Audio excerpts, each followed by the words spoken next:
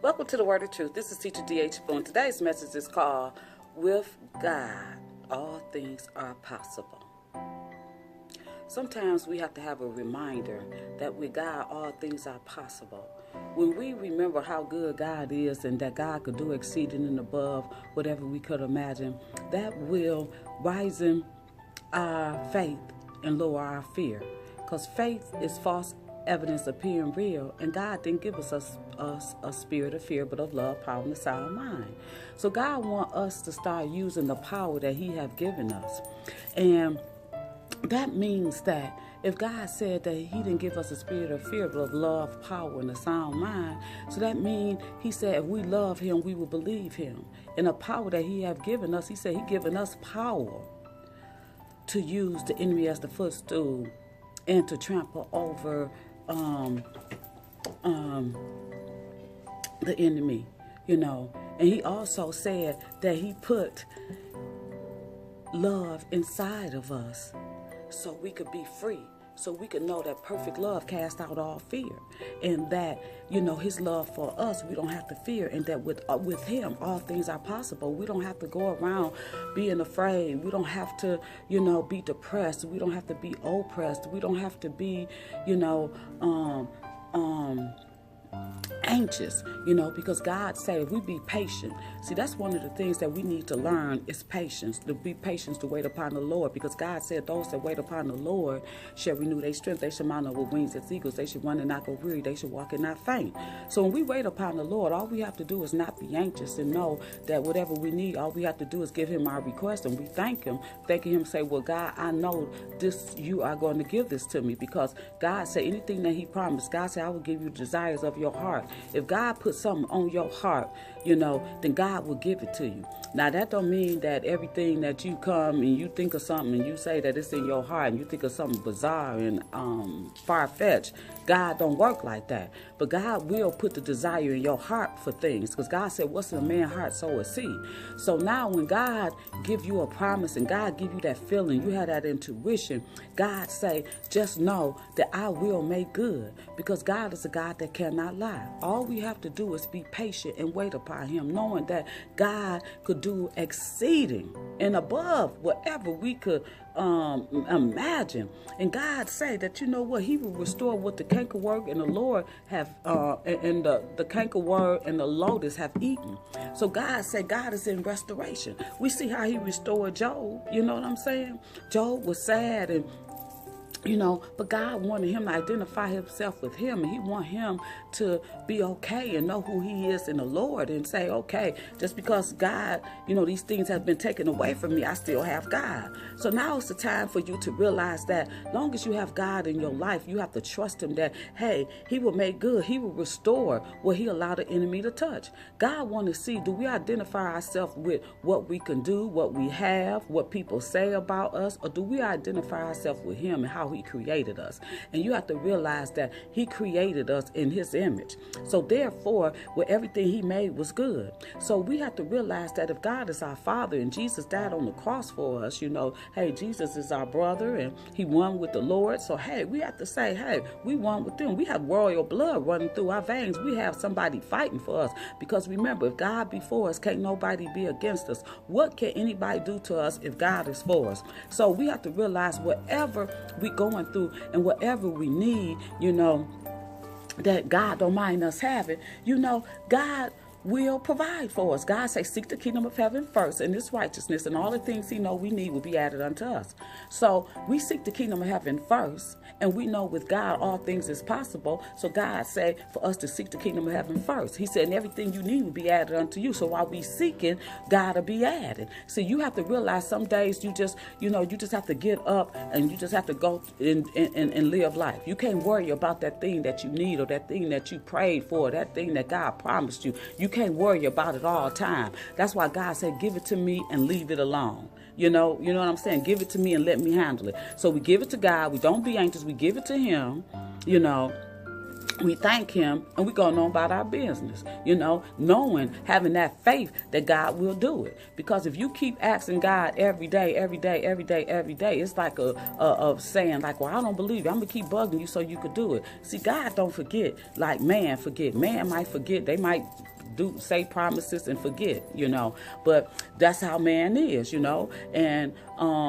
we're not on the same level of God, at this time, but we trying to get there, we trying to elevate and get to where, we be in paradise, so, whatever that you hoping for and whatever that God promised you, you have to believe him, believe that with God, all things is possible. He won't let you down. And you can't say, well, no, God can't do that. God could do anything. God could make a door where it wasn't a door. God could open a door where a door was closed. God could close the door where it was open, See, God could do anything. God could make a way. You see, he made a way for the Israelites to cross the Red Sea to get to the other side. He parted the Red Sea. He raised Lazarus from the dead. He fed 5,000 with 2 fish and 5 loaves of bread. What can't God do? He made blind see. You know what I'm saying? So what can't God do? And so that's why you can't never limit God, because God is a limitless God. God could do anything. I don't care. God could make somebody's foot grow. That their foot was cut off. God could make, because I heard Joel Osteen was talking about this person who, something happened to their daughter's finger, and, the doctors was like, she would never have a tip of a finger with fingernails, and he said that it grew. The parents kept praying and, prayed and believing, and the little girl's finger grew. And she had a fingernail. See, God could do anything. I have heard somebody say that somebody was missing a tooth and it grew in and went in a spot. I even had a tooth, where I got a tooth pulled and it grew and then it moved in a spot. See, God could do anything. See, that's why we got to stop limiting God. So you have to realize with God, all things is possible. God could give you that promotion. God could open up that business. God could heal you. God could restore your children. He could deliver your children from the streets. God could mend your marriage. You know what? He could restore a marriage. God could get you that position. God could buy you that house. He could get you that car. God can, put you opening your own business. God could help you with a project. God could do anything. See, but what you have to realize, you have to say, you know what? In order for me to love God, I got to love him with all my heart, soul, might, mind, and strength to please him. So therefore, I got to believe that he can. I can't question him. I can't act like he can't do it. I can't run around and say, oh, well, I don't know. I need somewhere to stay, but you know what? I don't know how I'm going to get it. See, God will do anything for you. But see, you got to make sure that you take care of him too. See, we can't be the type of people that always want something and not willing to do what we need to do for the Lord. We have to make sure we be in his word. We have to make sure that we meditate on his word day and night. We have to make sure we develop a relationship with him. We spend time with him. We have to make sure we confess his name each and every day and don't be ashamed of the gospel. We have to make sure not only do we read the word and learn the word and meditate the word and write the word on the table of your heart, but you have to be the word. You have to walk out the word. The word have to be a part of you. Just like your clothes is a part of you. You put on clothes each and every day and you wash yourself each and every day. Make sure you're clean. You have to make sure you use the word to wash your mind, of all that negativity, So now it's the time that you have to realize with God, all things are possible. All things. I don't care what it is. I don't care if you don't have no insurance, you need your teeth fixed. You don't have no insurance, you need an operation. God can make a way out of no way, but you have to believe him. You got to take it to him. He said, don't be anxious for nothing, but in prayer with petition, with thanksgiving, let your requests be made known. So he said, don't be anxious. Come to me in prayer. Let me know what you need. See, God knows what we need before we even go to him, but he loves when we go to him and trust him and have a relationship, and we come to him because we know he can. See, God wants us to come to him. Sometimes God allows situations so we can come to him. He see what we're going to do. Are we just going to sit there and be depressed? Are we going to sit there and cry because our children is out in the street? Are we going to sit there and cry because one of our family members is sick? Are we going to sit there and cry because we sick? Are we going to sit up there and cry because we don't have a job or that position? We want that position, or whatever the case may be. God said, don't sit down and be anxious. Don't be crying, because when you cry, you have fear, and fear has torment, and I'm not the type to give torment. That's from the enemy. So he said, if you believe I can, you got to give it to me. You got to go on about your business, and you got to thank the Lord. Say, Lord, I thank you for my healing. Lord, I thank you for my family healing. I thank you for restoring my children. I thank you for restoring my marriage. I thank you, Jesus, for giving me that position. I thank you for giving me that company. I thank you for helping me with that project. I thank you, Father, for that house. I thank you for my vehicle, Father. I just thank you for everything, you know. See, that's what you got to do. You got to thank God. When you thank him, that's letting him know that you believe that he can. Now, do you believe that he can? If you do, then now is the time to stop being sad, stop being depressed, stop complaining. Because if you complain, then you got to explain. Just look what Joseph went through. Everything he went through, he never complained. He went through what he had to go through. And you see what God did for him? God put him in second in command to Pharaoh. And see what the enemy meant for bad through his brothers selling him to slavery, God used it for good. Because while he was into slavery, God was teaching him, molding him, shaping him, maturing him, getting him ready for the position. So whatever God allowing you to go through, you have to trust him that it's going to work together for the good. And see, a lot of times we cry, and a lot of times people be like, man.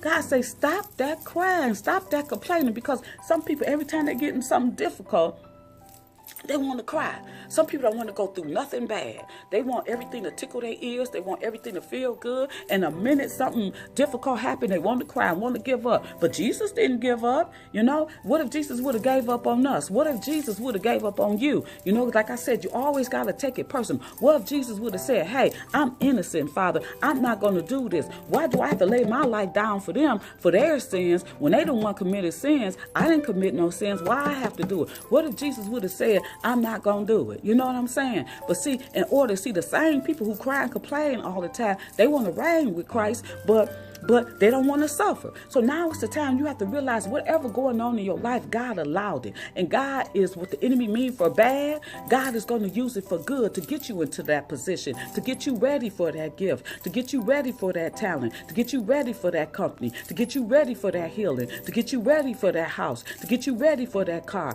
to get you ready for your children to be delivered, get you ready for your marriage to be mended. You know, God is a good God. Woo! God could do exceeding and above whatever we could imagine. He could do any and everything but fail. But now it's the time for you to increase your faith.